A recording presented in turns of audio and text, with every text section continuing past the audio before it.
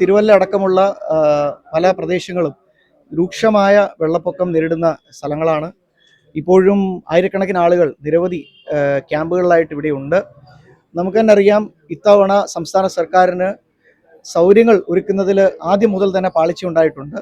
അവരുടെ MLA തന്നെ, നമുക്കറിയാം, ഇവിടെ തൊട്ടടുത്തുള്ള ആറന്മുള അടക്കമുള്ള പ്രദേശങ്ങളിലുള്ള MLA തന്നെ അതിനെക്കുറിച്ച് അങ്ങനെ അഭിപ്രായങ്ങൾ പറഞ്ഞു എന്നുള്ളത് നമ്മൾ വാർത്തകളും മാധ്യമങ്ങളും കണ്ടതാണ്. പക്ഷെ ഇപ്പോൾ നമ്മളെയൊക്കെ ആശങ്കപ്പെടുത്തുന്ന ഒരു കാര്യം, ഇനിയിപ്പോൾ വെള്ളം ഇറങ്ങി കഴിയുമ്പോൾ ആളുകൾ പതുക്കെ ക്യാമ്പിൽ നിന്ന് വീടുകളിലേക്ക് മടങ്ങി തുടങ്ങിയിട്ടുണ്ട്. അവർ നേരിടുന്ന ഒരു മറ്റൊരു ദുരന്തം എന്ന് പറയുന്നത്, ആ വീടുകളിലേക്ക് എങ്ങനെയായിരുന്നു അവർ കഴിഞ്ഞിരുന്നത് ആ സ്ഥിതിയിലേക്ക് മടങ്ങിപ്പോവുക എന്നുള്ളത് വലിയ ദുഷ്കരമായ കാര്യമാണ്. അതിനു വേണ്ടിയിട്ടുള്ള ഒരു സൗകര്യങ്ങളും ഒരു കോർഡിനേഷനും നടന്നതായിട്ട് നമ്മുടെ ആരുടെയും ശ്രദ്ധയിൽപ്പെടുന്നില്ല. അതിനെക്കുറിച്ച് എല്ലാവർക്കും ശരിക്കും ആശങ്കയുണ്ട്. ഗവൺമെന്റ് ആ കാര്യത്തിൽ മിസ്സിംഗ് ആണ്. ഇപ്പോൾ അവർ തിരിച്ചു ചെല്ലുമ്പോൾ അവർ കഴിക്കാനുള്ള ഭക്ഷണ സാധനങ്ങൾ, അവർക്ക് കുടിക്കാനുള്ള കുടിവെള്ളം, കാരണം കിണറുകളൊന്നും ഉപയോഗശൂന്യമായി കിടക്കുകയായിരിക്കും. ഒട്ടുമിക്ക സ്ഥലങ്ങളിലും കിണറുകളിലൊക്കെ വെള്ളം വീണ്ടും തെളിഞ്ഞു വരാൻ സമയമെടുക്കും. അപ്പോൾ എങ്ങനെ കുടിവെള്ളം എത്തിക്കും?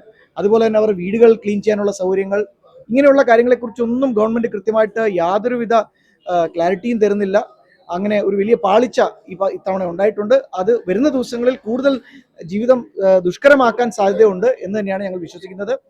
എന്നിരുന്നാലും ഭാരതീയ ജനതാ പാർട്ടി എല്ലാ കാര്യത്തിനും മുന്നിട്ടിറങ്ങി, ഞങ്ങളുടെ ടീമുകളും ഞങ്ങളുടെ സ്ക്വാഡുകളും എല്ലാം എല്ലാ ഭാഗത്തും, തിരുവല്ലയുടെയും ആറന്മുളയുടെയും മറ്റു പ്രദേശങ്ങളുടെ എല്ലാ ഭാഗത്തും ഇതുവരെ ചെയ്തിരുന്ന പ്രവർത്തനങ്ങൾ കൂടാതെ വരുന്ന ദിവസങ്ങളിൽ ക്ലീനിങ് അടക്കമുള്ള, കിണറുകൾ വൃത്തിയാക്കം അടക്കമുള്ള, അവരുടെ വീടുകളിലേക്കുള്ള അവശ്യ സാധനങ്ങൾ എത്തിക്കുന്ന അടക്കമുള്ള എല്ലാ കാര്യത്തിനും മുന്നിട്ടുണ്ടാവും എന്ന് ഞങ്ങൾ ഉറപ്പു നൽകുന്നുണ്ട്.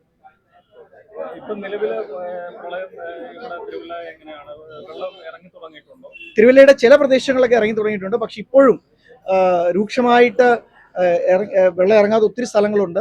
ഇപ്പോൾ ഉദാഹരണത്തിന് ഇപ്പം പെരിങ്ങരയിലുള്ള പല പ്രദേശങ്ങളുണ്ട്.